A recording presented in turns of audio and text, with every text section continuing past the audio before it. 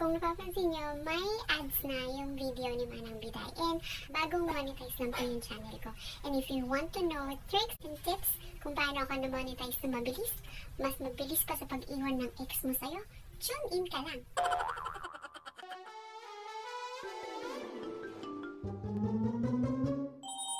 Before we start, bago ka pa lang sa channel ko, mag-subscribe at mag-like ka na. I-click mo na rin yung notification para updated ka pag nababagong video si Manang Biday.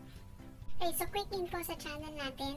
Nag-start akong mag-upload ng videos for Manang Biday August of 2019. And then na-hit ko yung 1,000 subscribers early this year. January or February ata. And then recently, on May 24, na-reach ko na din yung 4,000 watch hours. And then after just 2 days, naka-receive na ako ng email galing kay Lolo. Lolo YouTube na, approve na tayo for YouTube Partner Program. Siyempre nagulat ako kasi 2 days lang ang inabot na approve na agad yung monetization ng channel natin. Kasi yan sa mga naririnig ko from other YouTubers, it took them 2 weeks, a month, months pa yung iba. Pero in our case, we are very blessed na inabot lang tayo ng 2 days. So ito na yung tips natin kung paano ma-monetize ang channel natin in just 2 days. Tip number 1 is huwag mag-re-upload ng videos from YouTube.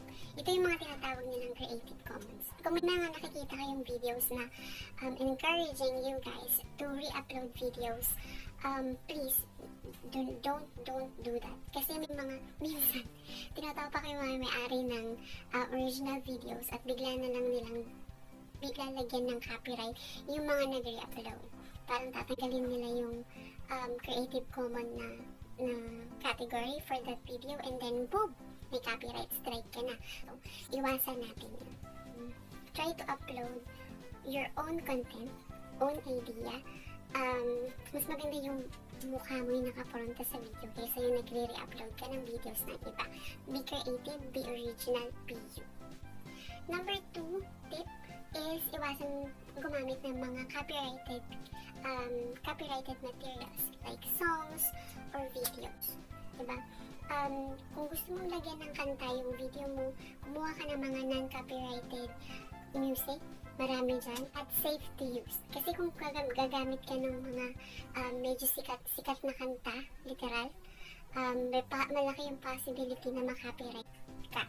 Either claim or malala, strike. In my case, before ko na-meet yung 4,000 subscribers ko, is nagka-copyright strike ako dun sa video kong Tag Life, Ilocano Mom. Dun sa song ng pang Tag Life. Hindi ko alam kung bakit, feeling ko kasi non-copyrighted siya kaya ginamit ko. Pero since na-copyright ako, what I did is, since kaka-upload ko lang naman sa kanya, dinilit ko muna siya from YouTube and then inedit ko yung video.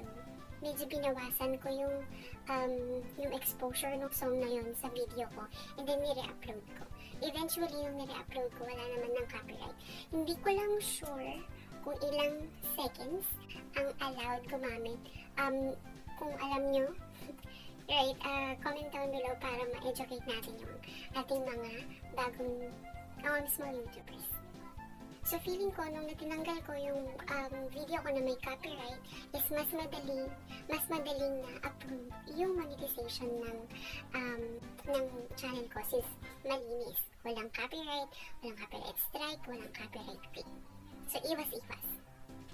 And last but not the least guys, syempre pag mag-upload tayo ng video, make sure na quality yung content natin.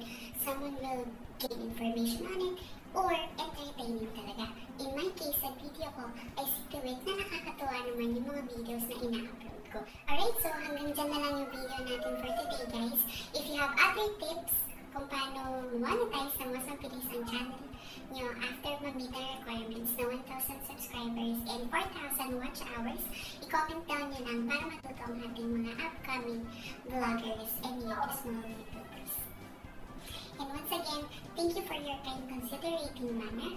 You're all such a good sport. Don't forget to like, share, and subscribe to our channel. Bye!